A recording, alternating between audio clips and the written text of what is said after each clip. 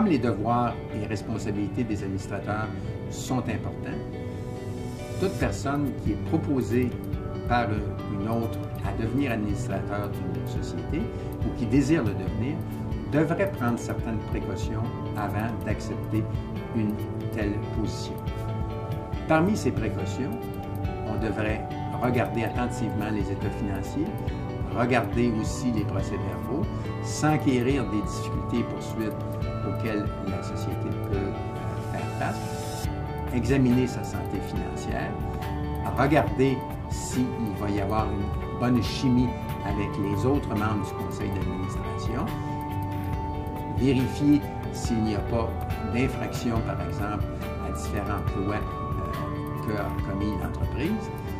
Une des façons de procéder, autre que l'étude de certains documents, c'est de rencontrer évidemment le chef de la direction, l'actionnaire principal, de rencontrer le président du conseil et un ou deux administrateurs qui siègent encore au conseil, ou même des administrateurs qui ont démissionné, parce qu'il peut être intéressant de savoir pourquoi ces gens-là ont quitté le conseil. Il y a peut-être une difficulté. Une autre préoccupation qu'un administrateur devrait avoir, surtout dans le cas où la rémunération qu'il reçoit pour jouer ce rôle-là est minimaliste,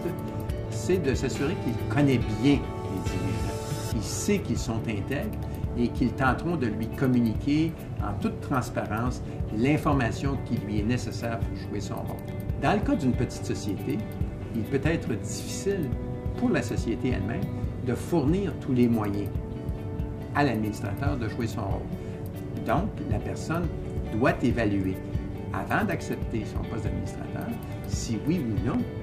elle peut, à ce moment-là, pleinement jouer son rôle en ayant tous les outils dont elle a besoin pour le faire.